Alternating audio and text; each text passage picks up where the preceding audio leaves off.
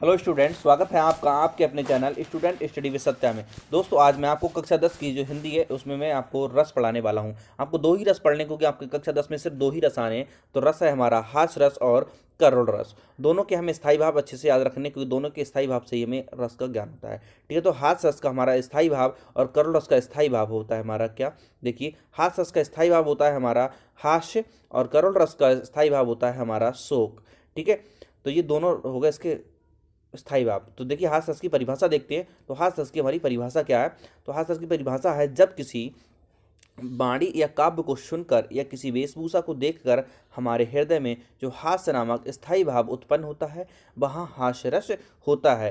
ठीक है, तो इसमें क्या कह रहा है, जहाँ पर हमारे मन में हंसी की भावना उत्पन्न होती है वो क्या होता है, हमारा हास्य रस होता है। तो चलिए उदाहरण की तरफ देखते हैं। उदाहरण क्या होगा हमारा इसका, बहुत ही सरल उदाहरण बताएंगे हम आपको। चलिए, उदाहरण है हमारा शीश पर गंगा हंसे, भुजनी भुजंगा हंसे, हास ही को दंगा भयो नंगा के विवाह में। ठीक है, ये शंकर जी के बारे में बताया गया है। ठीक है, और इसका स्पष्टीकरण आपको अगर पूछा जाए तो आप लिख सकते हैं कि इसमें हास रस होता है, इसमें महादेव आलंबन है, विवाह और उनका नंगा रूप उद्दीपन विभाव है, और गंगा और नागों का हंसना जो है अनुभव है। ठीक है, ये स्पष्टीकरण पूछा जाए तो आप लिख सकते हैं। करुण रस की परिभाषा।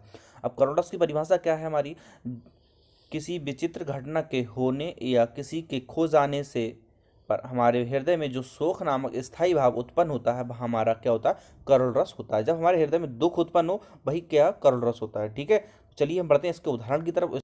इसका उदाहरण क्या होगा हमारा, लिख सकते हैं हम, हे खग मृग हे मधुकर श्रेणी, तुम देखी सीता मृग नैनी। ठीक है, आप ये उदाहरण लिख सकते हैं करुण रस के उदाहरण में। देखिए, आप कोई भी उदाहरण लिख सकते हैं, जरूरी नहीं मैंने आपको लिखा है यही लिख सकते हैं आप। देखिए, दूसरा उदाहरण मैं आपको दे देता हूँ। और दूसरा उदाहरण क्या है हमारा, देखिए लिख सकते हैं हम, हाय राम कैसे जेले हम अपनी लज्जा अपना शोक, गया हमारे हाथों से अपना राष्ट्रपिता परलोक। मतलब ये लज्जा की बात है कि हमारे राष्ट्रपिता जो है अपने ही हाथों से परलोक सिधार गए। तो ठीक है, उम्मीद करते हैं आपको ये वीडियो पसंद आया होगा। अगर वीडियो आपको पसंद आया तो वीडियो को लाइक करें, अपने दोस्तों के साथ शेयर करें। हमारे चैनल पर अगर नए हैं तो चैनल को सब्सक्राइब कर ले और बेल आइकन को ऑन कर ले।